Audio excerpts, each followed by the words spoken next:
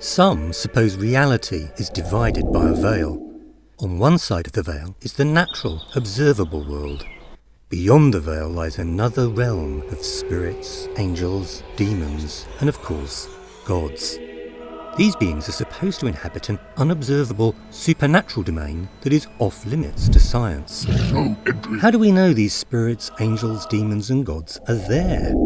Some suppose special people, such as psychics and gurus, can glimpse through the veil and tell us about what lies beyond. For example, spiritualists claim they can communicate with those who have passed over to the other side. Others claim to encounter angels and even gods while praying or meditating.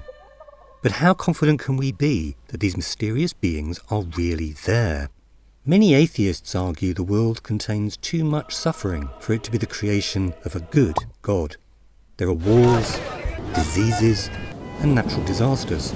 Horrific human and animal suffering is built into the very fabric of the world we're forced to inhabit.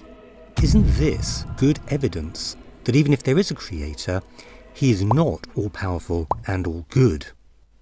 Of course, the faithful try to explain the suffering. Some talk about free will. They say God could have made us puppet beings that always behaved well.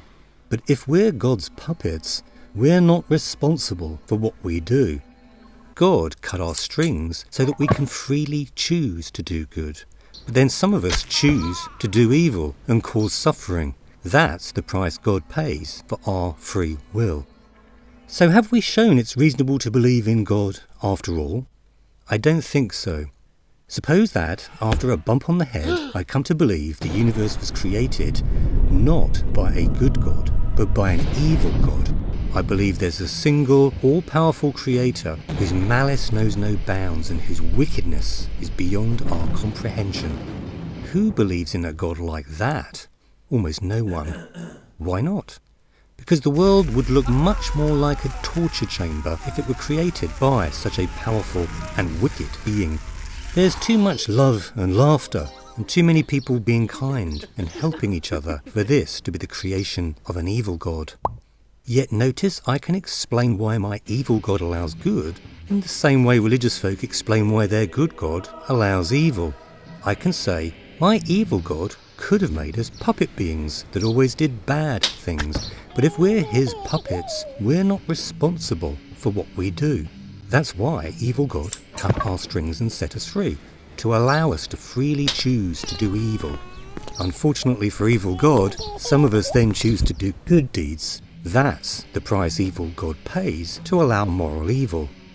Have I shown that belief in an evil God isn't absurd? No, of course not. Sure, I can cook up such ingenious explanations to defend both belief in a good God and belief in an evil God. But still, we can be pretty sure there's no evil God, can't we?